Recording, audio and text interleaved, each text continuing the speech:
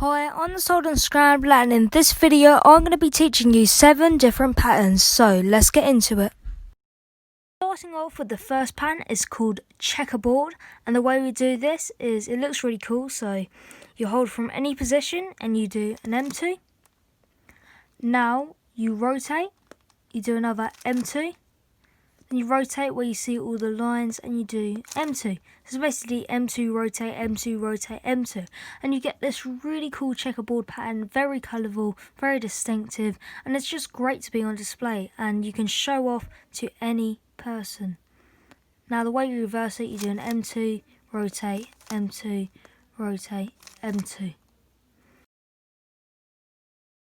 Second pattern is kind of similar to a checkerboard, but I like to call this the cross checkerboard. And the way we do this is kind of similar but different moves. We do an M2 from any point. Now we do a U prime and a D.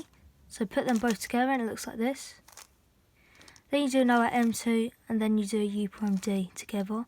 And that way we've created half checkerboard but mostly crossed, and it looks really cool and great for display.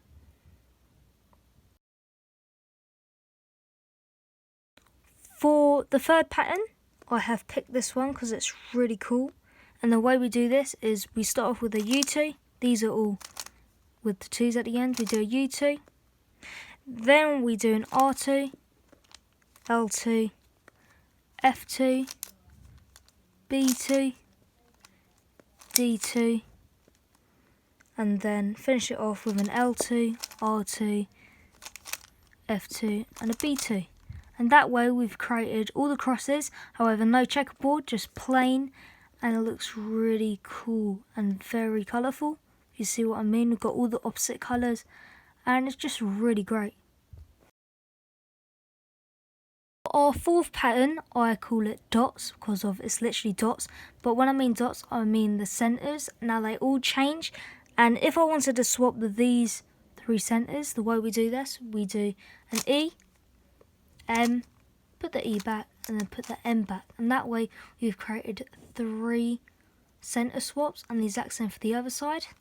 So if I wanted to reduce it back, I do it like this, and altogether it looks like this. It's really cool, you know. Like if you just put this somewhere and you do it for all the cubes, you can actually make something out of it. So really cool, very nice.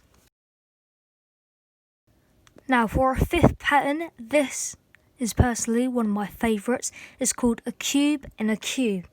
Now the way you do it is kind of a long kind of algorithm, and I'm just going to put the words up, and the way you do it is you do F,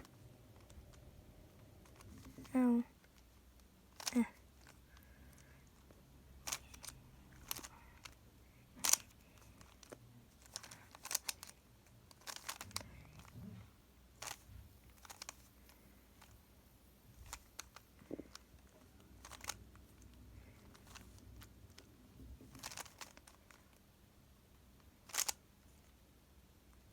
And now can you see we have created a cube in a cube, and it looks really cool. You can see all the colours just going around, and we've got the cube in the middle. It's just like if we took a section and we just twisted it over, like we just put it and it'll be normal. And the best thing about this is you do it for both sides, and just look at the outside, it looks like some sort of snake going around, and it's just really cool. One of the best patterns I've ever seen. I picked this one because it's kind of funky, and the way you do it is you do U2, L2, R2, U2, L2, R2. Now the difference between this one and the other one is that instead of we've got 2 crosses here, and we've got the lines like some stripes on the 2 opposite sides, and it looks really cool. And we've got this side all white and this side all yellow.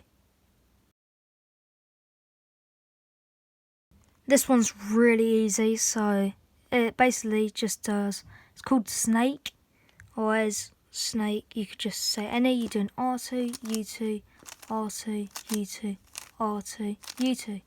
And that way we've got these 2 that are swapped, and these 2 that are swapped, and it's really cool. It's quite basic, however it's a really easy algorithm, just in case you're performing. And there we go.